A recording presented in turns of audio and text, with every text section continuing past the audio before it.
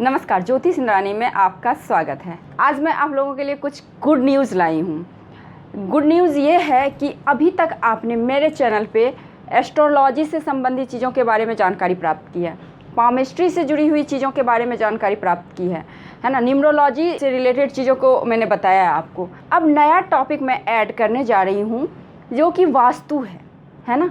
तो वास्तु के बारे में आपको मेरे चैनल के माध्यम से अब आपको पता चलेगा कि वास्तु में क्या कुछ सही है, क्या कुछ करना चाहिए, क्या कुछ नहीं करना चाहिए, वास्तु होती क्या है, मतलब बिल्कुल डिटेल। जैसे आपने पामिस्ट्री के बारे में एकदम बेसिक लेवल से आप लोगों ने देखा है मेरे चैनल पे, बिल्कुल उसी प्रकार से आज के बाद आपको मैं वास्तु के बारे में जानकारी दूंगी। लेकिन ये जानकारी मैं नहीं दूंगी, बल्कि वास्तु एक्सपर्ट डॉक्टर नवीन पांडे जी के द्वारा आपको दिया जाएगा। क्योंकि देखिए होता क्या है ना, कभी कभी हमारे कुंडली भी बहुत अच्छी होती है, कुंडली में भी बड़े बड़े राजयोग दिख रहे होते हैं, बहुत अच्छा होता है, हमारे पामिस्ट्री भी बहुत अच्छा बोल रही होती है, और कभी कभी हमारे न्यूमरोलॉजी भी, यानी कि हमारा तीनों चीज़ अच्छा होता है, न्यूमरोलॉजी, पामिस्ट्री, एस्ट्रोलॉजी, बट फिर भी हमारी तरक्की नहीं हो पाती है, कहीं ना कहीं हमारा ग्रोथ नहीं हो पाता जिस लेवल का ग्रोथ हमें चाहिए होता है।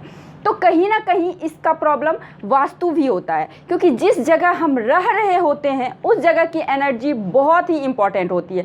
जिस वर्क प्लेस पे हम लोग वर्क कर रहे होते हैं उस जगह की एनर्जी बहुत ज़्यादा इम्पॉर्टेंट होती है। तो वो हमें कहाँ से प्राप्त होती है? वो हमें पता चलती है वास्तु की गहन अध्ययन से। क्योंकि देखिए, अगर एस्ट्रोलॉजी, पामिस्ट्री, न्यूमरोलॉजी और वास्तु ये सब एक दूसरे से आपस में जुड़े हुए हैं, है ना, तो किसी एक के बिना एक की ग्रोथ नहीं हो सकती है। तो इसी चीज़ को आपको डिटेल में, जिस तरह से मैंने आपको बताया है पामिस्ट्री के बारे में, उसी प्रकार से डॉक्टर नवीन पांडे जी आपको बताएंगे कि वास्तु क्या होता है, वास्तु क्यों हमारे लाइफ में बहुत ज़्यादा इम्पॉर्टेंट है, और वास्तु अगर गलत हो, ख़राब हो, तो हमारे लाइफ में क्या ऑब्स्टिकल आ सकती है। ठीक है, तो अभी तक मेरे सारे व्यूअर्स ने मुझे बहुत प्यार दिया है, बहुत स्नेह दिया है और बहुत सम्मान दिया है। तो आप लोगों से मैं यही उम्मीद करती हूँ, मेरे सारे व्यूअर्स ने मुझे जिस प्रकार से स्नेह, प्यार और सम्मान दिया है, तो उसी प्रकार से डॉक्टर नवीन पांडे जी को भी आप लोग स्नेह और प्यार और सम्मान दीजिएगा।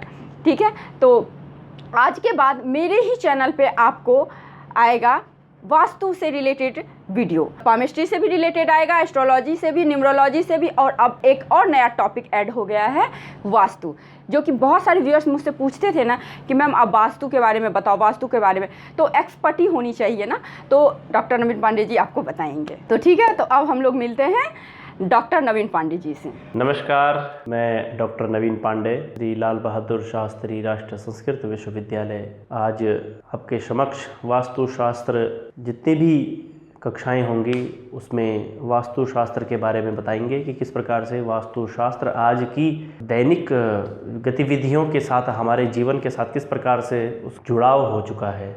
उसमें जो है वास्तुशास्त्र में अनेक भेद बताए गए हैं। वास्तुशास्त्र को जिस प्रकार से लोग फॉलो कर रहे हैं उसमें बहुत सारी आजकल भ्रांतियाँ भी हैं। आप मार्केट में चले जाएंगे तो अनेक भ्रांतियाँ व्याप्त है। तो यहाँ पर जो हम आपको वास्तुशास्त्र के बारे में सिखाएंगे, आपका घर किस प्रकार से होना चाहिए, आपका रहन सहन कैसा होना चाहिए, वो सब हम आपको इस प्रकार से दिखाएंगे कि जो एज इट इज़ शास्त्र सम्मत होगा। शास्त्र विरुद्ध कोई भी इसमें बात नहीं होगी।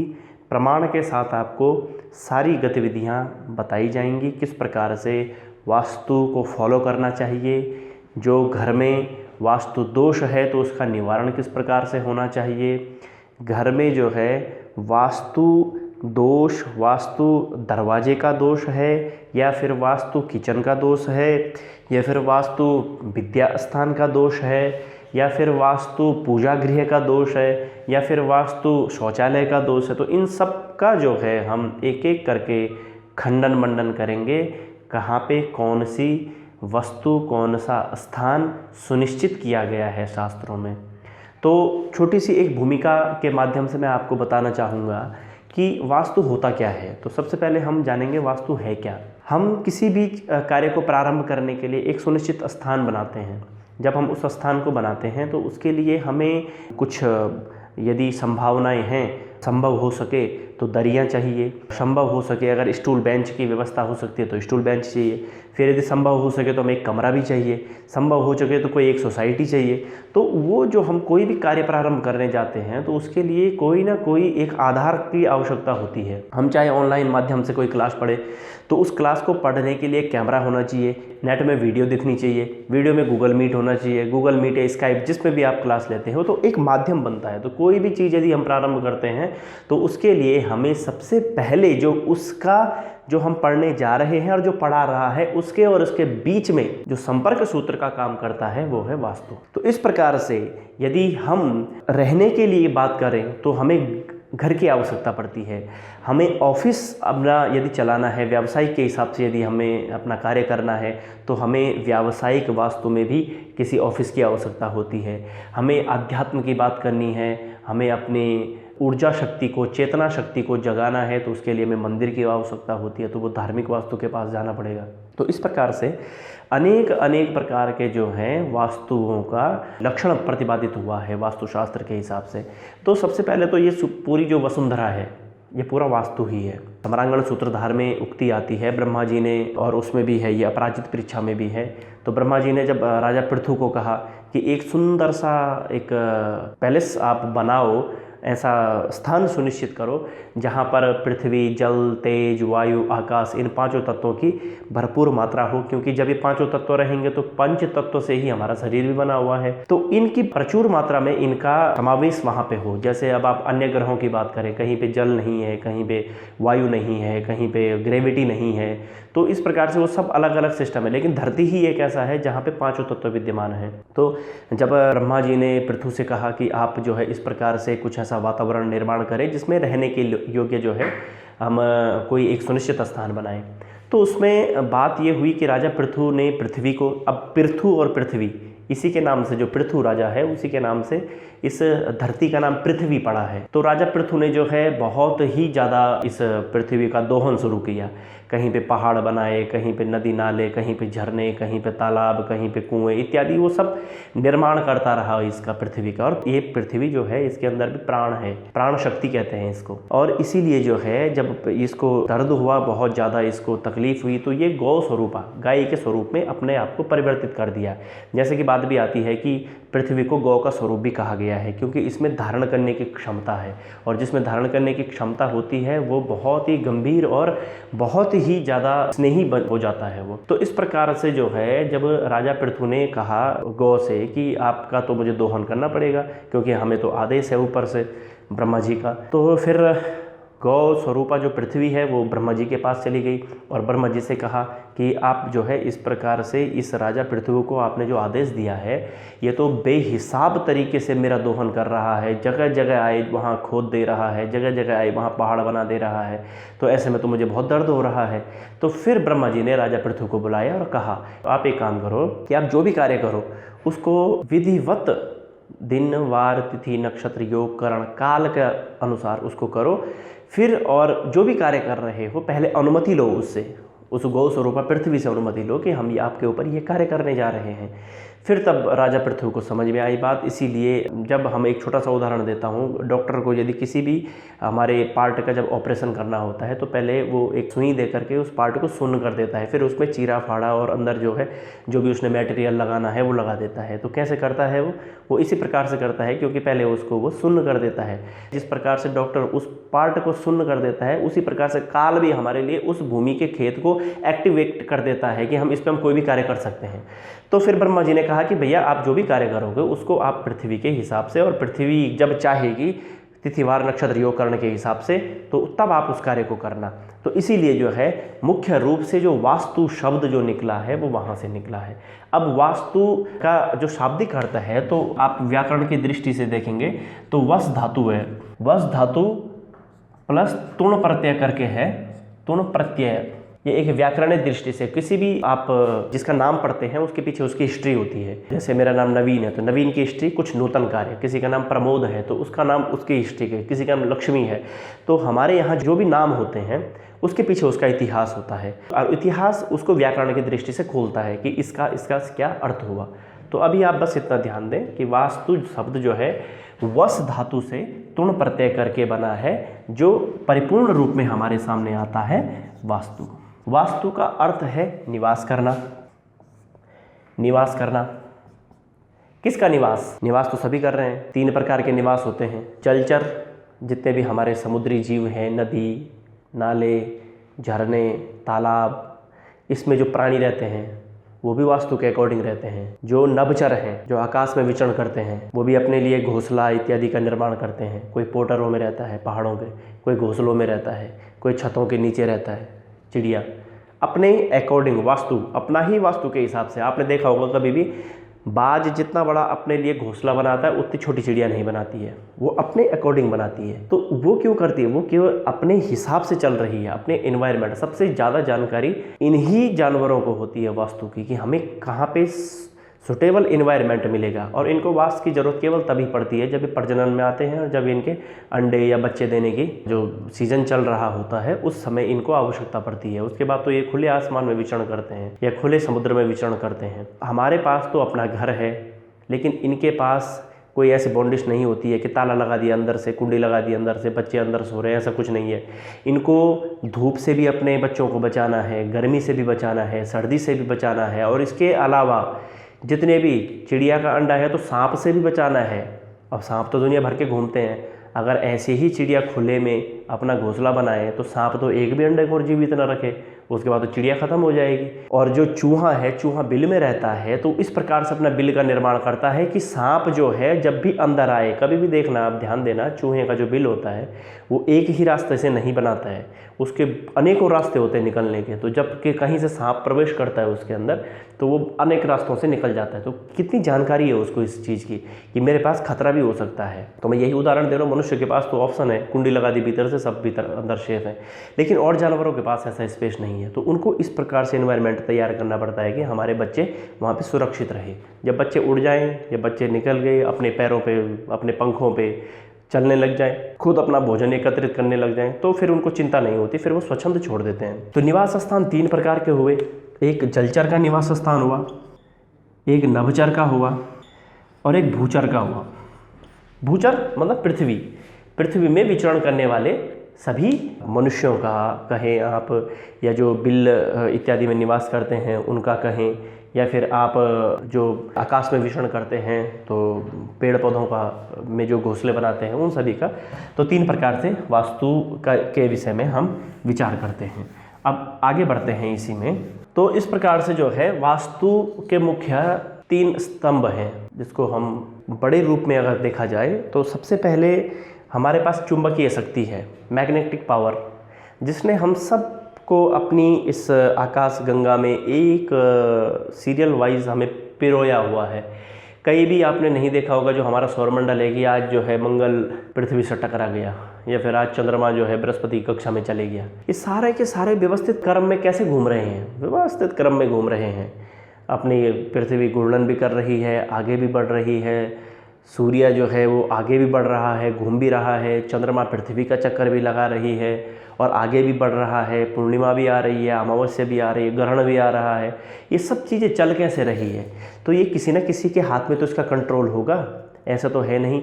हम कोई भी यदि खिलौना लेते हैं मार्केट से, कोई झूलने वाला खिलौना लेते हैं, वो भी तब तक ही ऑपरेट होता है जब तक उसकी बैटरी चल रही होती है उसमें। जिस दिन बैटरी खत्म हो जाए वो खत्म हो जाता है, वो एक जगह पे स्थायी हो जाता है। तो इसी प्रकार से इसमें भी जो है वास्तु में भी हमें वास्तु केवल एक भूमिका नहीं, इस पूरे ब्रह्मांडीय संरचना को भी वास्तु के हिसाब से देखना है। तो हमारी जो जितने भी हमारी जो सौरमंडल है वो भी वास्तु के हिसाब से चुंबकीय शक्ति से जो है वो हमारे साथ जुड़े हुए हैं। तो वास्तु में पहली शक्ति आती है चुंबकीय शक्ति। दूसरी शक्ति है चुंबक के बाद गुरुत्वाकर्षण शक्ति, ग्रेविटी फोर्स, जिसमें आधार है। अगर पृथ्वी में गुरुत्वाकर्षण शक्ति नहीं होती तो हम अपना घर नहीं बना पाते, कहीं पे हमारा एक स्थायी निवास स्थान होता ही नहीं। पते लिखने की बात आती है तो फिर कुछ नहीं होता। जैसे अन्य ग्रहों में देखते होंगे आप टीवी के माध्यम से, इंटरनेट के माध्यम से, जब वहाँ पे यहाँ से साइंटिस्ट जाते हैं तो हवा में उड़ते रहते हैं वो। तो इस प्रकार से हमारे पास सबसे बड़ा आधार, और उसमें भी मंत्र आता है कि पृथ्वी त्वया धृता लोका देवी त्वं विष्णुना धृता त्वंच धारया महादेवी पवित्रम कुरु चासनम। तुम क्या हो? आधार के रूप में, हे माँ भगवती वसुंधरा, तुम आधार के रूप में तुम्हारी पूजा हो रही है, सहन शक्ति के रूप में तुम्हारी पूजा हो रही है। तो दूसरी शक्ति है हमारी गुरुत्व, जिसको गुरुत्वाकर्षण शक्ति भी कहते हैं, ग्रेविटी फोर्स कहते हैं, कि हर चीज़ जो है ऊपर से नीचे कैसे आ जाती है। तो इसके अंदर अपनी ग्रेविटी पावर है। अब नंबर तीसरा आ जाता है जो सबसे मेन और इम्पोर्टेंट है, वो है सौर शक्ति। सौर शक्ति कहते हैं सूर्य की शक्ति को। सौर शक्ति हमारे जीवन में उतना ही महत्वपूर्ण वास्तु का एक अंग सौर शक्ति है। चुंबकीय शक्ति से तो बंधे हुए हैं, कहीं पृथ्वी भाग नहीं रही। गुरुत्व शक्ति भी हमारे पास है ही, कहीं भी भाग नहीं रही। ऐसा नहीं है कि हम दिल्ली में चले जाए तो हवा में उड़ने लग जाएंगे और यहाँ आएंगे, इधर की साइड पंजाब साइड आएंगे तो वहाँ पे हवा में नहीं उड़ेंगे या फिर पृथ्वी में ही रहेंगे। तो इस प्रकार से जो है ये जो गुरुत्व शक्ति है, इसके बारे में जो है, ये दोनों तो हमारे साथ विद्यमान है ही है, इसके तो कोई, लेकिन सौर शक्ति हमारे ऊपर है। अब आजकल घर देखते होंगे आप, एकदम एक बिल्डिंग से दूसरी बिल्डिंग चिपकी हुई है, एकदम तीसरी बिल्डिंग चिपकी हुई है, चौथी उसके पीछे बिल्डिंग बनी हुई है। सूर्य का प्रकाश ही नहीं है। जब सूर्य का प्रकाश नहीं है तो सारी एनर्जी खत्म हो रही है। और वास्तु में जिस घर में सूर्य का प्रकाश चला जाए उस घर में तो आधी दिक्कतें वैसे समाप्त हो जाती है। तो इसलिए हमें क्या ध्यान देना है कि हमारे घर में जितना हो सके सूर्य का प्रकाश आए, और सूर्य का प्रकाश आए तो पॉजिटिविटी आती है। और सूर्य का प्रकाश भी कहाँ से आए, उन स्थानों का भी स्पेशल चयन किया गया है कि यहाँ से सूर्य का प्रकाश आना चाहिए। हर जगह से सूर्य का प्रकाश ठीक नहीं होता है, दक्षिण दिशा से सूर्य का प्रकाश ठीक नहीं होता है, प्रचंड वेग के साथ आता है, पराबैंगनी किरणों को लेकर के आता है। तो इसीलिए जो है सूर्य का प्रकाश भी कहाँ से आना चाहिए हमारे घर में। तो ये तीन शक्तियाँ जो है, चुंबकीय शक्ति, गुरुत्व शक्ति और सौर शक्ति, इसमें जो है यदि आपको कुछ शंकाएं भी होती है, बीच में प्रश्न पूछ सकते हैं आप कमेंट के माध्यम से हमारे चैनल में। तो इस प्रकार से जो है ये तीन शक्तियाँ हुई। वास्तु मुख्य रूप से इन तीन शक्तियों का जो विमर्श है हमें कहाँ पे देखना पड़ता है, तो तीन प्रकार के वास्तु हैं। पहला वास्तु है आवासीय वास्तु, दूसरा वास्तु है व्यावसायिक और तीसरा वास्तु है धार्मिक। इन तीन चीज़ों को समझ लेना। पहला वास्तु है आवासीय वास्तु, दूसरा व्यावसायिक और तीसरा धार्मिक। आवासीय वास्तु हमें क्यों चाहिए? बहुत थक के आए बाहर से, फैक्ट्री से, दुकान से, शॉप से, मार्केट से, ऑफिस से, कहीं से भी आए थक के, तो हमें क्या चाहिए? रिलैक्स होने के लिए एक घर चाहिए जिसमें हमें सुख, शांति इत्यादि प्राप्त हो। तो उसके लिए किसकी आवश्यकता होती है? आवासीय वास्तु की आवश्यकता होती है। उसके बाद सुख शांति तो बहुत मिल गई, अब हमें कमाने भी जाना है, घर भी चलाना है, खर्चा भी चलाना है, बच्चों को भी पालना है, उनकी फीस भी जुटानी है। तो उसके लिए क्या करेंगे? कोई कार्यालय ढूंढेंगे, कोई ऑफिस ढूंढेंगे, कोई अपना काम करेगा, कोई नौकरी करेगा, है। तो इस प्रकार से उसके लिए व्यावसायिक वास्तु की आवश्यकता पड़ती है। व्यावसायिक वास्तु में भी दुकान किस प्रकार की होनी चाहिए, दुकान का शोकेस कहाँ पे होना चाहिए, दुकान के भी जो मटेरियल जो बहुत अच्छा आपको लाभ दे रहा है, जो मटेरियल, जिस मटेरियल को बेचने से, जिस प्रोडक्ट को बेचने से आपको लाभ आ रहा है, उसको वास्तु के हिसाब से कौन से स्थान पे रखें। और कुछ मटेरियल ऐसा होता है दिखाने के काम आता है, उसको कहाँ पे रखें, जिससे लाभ हो रहा है उसको कहाँ पे रखें। जल की व्यवस्था व्यावसायिक में कहाँ पे होनी चाहिए, मीटर कहाँ पे लगेगा, कैश काउंटर कहाँ पे होगा, जो ग्राहक आएंगे बाहर से वो कहाँ पे बैठेंगे। तो इन सारी व्यवस्थाओं का जो है वर्णन व्यावसायिक वास्तु में होता है। इसके बाद आता है धार्मिक वास्तु।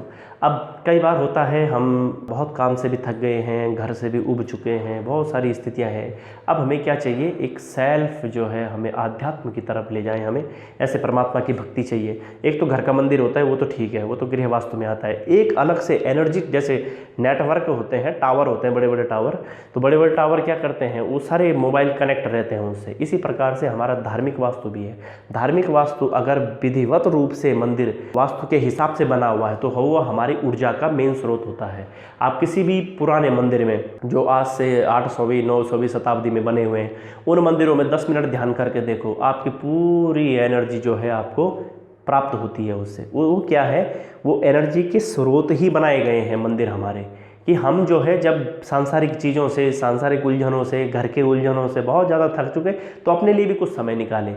तो अपने लिए कैसे? उस आध्यात्म, उस परमात्मा से कनेक्टिविटी हमारी हो, तो उसके लिए जो है धार्मिक वास्तु की आवश्यकता होती है। तो इस प्रकार से जो है आपको ये तीन जो है आवासीय वास्तु, व्यावसायिक वास्तु और धार्मिक वास्तु के बारे में ही सारा हम आपको बताएंगे, आपको पढ़ाएंगे। अब इसमें वास्तु में जो है मुख्य 5 शक्तियाँ होती हैं, उसके बारे में भी थोड़ा आप जान लो। तो 5 शक्तियाँ कौन कौन सी हैं? 5 शक्ति। पहला पृथ्वी, जल, तेज, वायु, आकाश, ये पंच तत्व 5 एलिमेंट सभी परिचित हैं इससे, पृथ्वी जल तेज वायु आकाश से। यही हमारे शरीर में भी विद्यमान है। अब हमें करना क्या होता है, जैसे हम किसी दर्जी के पास जाते हैं अपने लिए सूट सिलाने, कुर्ता सिलाने, पैजामा सिलाने के लिए, शर्ट सिलाने के लिए, तो क्या करते हैं, पूरा शरीर का माप लेता है, इतना बाजू, इतनी चेस्ट, इतना पेट, इतना शोल्डर, सब लेता है, उस हिसाब से कपड़ा तैयार होता है। बस यही चीज़ है, इसको ध्यान देना। वास्तु में भी वही पंच तत्व हैं, इन्हीं पंच तत्वों को ध्यान में रखते हुए हमें घर का निर्माण करना है। पृथ्वी में भी पृथ्वी जल तेज वायु आकाश है, जो हमने प्लॉट खरीदा है। हमारे भीतर भी पृथ्वी जल तेज वायु आकाश है। हमारे पृथ्वी जल तेज वायु आकाश और पृथ्वी के 5 एलिमेंट आपस में कहाँ पर कोरिलेशन कर रहे हैं, उनको मिलाना है, यही वास्तु है। एक भी तत्व की गड़बड़ी होती है तो हम डॉक्टर के पास पहुंच जाते हैं। वायु तत्व ज़्यादा बढ़ गया तो वायु विकार होगा, एसिडिटी होगी, हम डॉक्टर के पास चले जाते हैं। अग्नि तत्व की मात्रा ज़्यादा होगी तो जठराग्नि बढ़ेगी, भूख ज़्यादा लगेगी, भूख लगेगी तो बहुत ज़्यादा खाना खाया जाएगा, बहुत ज़्यादा खाना खाया जाए तो उससे तो जो है और ज़्यादा अपच की स्थिति पैदा होती है। पृथ्वी तत्व बढ़ गया, मोटापा बढ़ गया तो उससे भी बहुत स्थिति खराब हो जाती है। आकाश तत्व बढ़ गया तो एकदम एसिडिटी का आना और इस प्रकार की बहुत सारी बीमारियों का बढ़ जाना, वायु विकार का बढ़ जाना, तो ये सारी हमें डॉक्टर के पास ले जाता है। जब तक पंच तत्व संतुलित है तब तक हम स्वस्थ हैं। इसी प्रकार से घर के भी ये पंच तत्व जब तक ठीक है तब तक आपका घर वास्तु के हिसाब से ठीक है। जिस दिन ये पंच तत्व बिगड़े, जब आप घर बना रहे हों, उस समय ये पंच तत्वों में से किसी भी तत्व की हानि होगी तो सारे घर पर जितने भी वो वहाँ पे लोग रहते हैं उनके अंदर उस तत्व के विकार की मात्रा पाई जाती है। जैसे अगर घर का किसी का अग्नि तत्व बिगड़ा हुआ है, अग्निकोण बिगड़ा हुआ है, तो उस घर के जितने भी व्यक्ति होंगे उनका भी अग्नि तत्व खराब होगा, उस घर में रहने वालों का। जिसका जो है वायु तत्व खराब होगा घर में, तो उस घर में भी रहने वाले सभी लोगों का वायु तत्व खराब होता है। तो इस प्रकार से हमें यही पहचानना है, यही असली वास्तु है। और ये वास्तु कहाँ से शुरू होता है, आजकल देखते होंगे आप, कई बार जब घर बन जाता है, बड़ी बिल्डिंग बन गई, उसके बाद गृह प्रवेश हुआ, उसके बाद बुलाए किसी को कि वास्तु देखो, बहुत गलत है, कभी नहीं करना चाहिए। वास्तु बनता है जब ब्लूप्रिंट तैयार हो रहा हो आपके घर का, जब खाली प्लॉट हो और वहाँ पे जो है स्क्रीनिंग चल रही हो, वहाँ पे आर्किटेक्चर आया हुआ हो, वहाँ पे मैप बन रहा हो, उस समय वास्तु को देखना चाहिए। वहाँ पे वास्तु देख लिया, उसके बाद जिंदगी में कभी वास्तु दिखाने की जरूरत नहीं है फिर। तो इस प्रकार से वो कहाँ पे देखेंगे, पृथ्वी जल तेज वायु आकाश को ध्यान में रखते हुए। अनेक देवता होते हैं उसमें, उन देवताओं का मतलब एनर्जी है यहाँ पे, उस पर आप किसी रिलीजन से ना लें, एनर्जी ही यहाँ पे मेन मुख्य सेंटर है। वायु है तो वायु देवता है, हम तो सनातनी हैं, इसलिए हर किसी को जो हमें देता है उसको हम देवता बना देते हैं। आज भी देखो, आज की परिस्थिति में कोई भी किसी चीज़ को, चाहे वो राजनीतिक नेता हो, चाहे वो सामाजिक हो, चाहे वो कोई बौद्ध भिक्षुक हो, चाहे वो कोई मठाधीश हो, अगर वो किसी का पालन पोषण कर रहा है तो उसके लिए वो देवता बन जाता है। इसीलिए जो है हमारे लिए वायु क्या है, देवता है, पृथ्वी देवता है, अग्नि देवता है, जल देवता है, आकाश देवता है। क्यों है? क्योंकि वो हमें देता है और हमसे कुछ नहीं लेता है, इसलिए हम उसको देवता बना देते हैं। पर वास्तव में ये सारी की सारी क्या है, एनर्जी है। कौन सी एनर्जी कहाँ पर विद्यमान है, कौन सी एनर्जी कहाँ पर चल रही है, कौन सी एनर्जी किस कार्य को कर रही है, उसका जो है सारा लेखा जोखा इसके अंदर विद्यमान है, इन 5 तत्वों के अंदर। अब इन 5 तत्वों को पहचानना है वास्तु के हिसाब से कि कहाँ पे कौन सा एनर्जी जनरेट होती है, कौन सी एनर्जी घर की रुकी हुई है। अग्नि तत्व रुका हुआ है, वायु तत्व रुका हुआ है, अग्नि वायु का मिश्रण रुका हुआ है, वायु अग्नि का मिश्रण रुका हुआ है, जल आकाश का मिश्रण रुका हुआ है, पृथ्वी आकाश का मिश्रण रुका हुआ है। फिर अनेकों अनेक 45 शक्तियाँ विद्यमान होती है वास्तु के एक घर के अंदर। तो इस प्रकार से जो है ये 5 शक्तियाँ, और यही जो है व्यावसायिक वास्तु भी चलती है। जो आपका फैक्ट्री वास्तु हो गया, जो भी व्यावसायिक वास्तु जो हो गया, तो उसमें भी ये 5 शक्तियाँ विद्यमान होती है। यही 5 शक्तियाँ जो है धार्मिक वास्तु में भी विद्यमान होती हैं। तो इस प्रकार से जो मैंने पहले बताया था आपको, ब्रह्मा जी ने कहा था पृथ्वी को, क्या कहा था कि ऐसा सुनिश्चित स्थान ढूंढो जहाँ पृथ्वी जल तेज वायु आकाश इन सब की मात्रा व्यवस्थित रूप से हो, ताकि वहाँ पे जीवन का निर्माण किया जा सके, जीवन जिया जा सके। वही पृथ्वी जल तेज वायु आकाश यहाँ पर आ चुके हैं। तो इस प्रकार से जो है आज जो है जो भी हमने इस यहाँ पर वास्तु के विषय में जो बात की है उसको आप अच्छे से देख करके, कोई प्रश्न यदि आपका बनता है तो आप कमेंट के माध्यम से अवश्य पूछें। नमस्कार।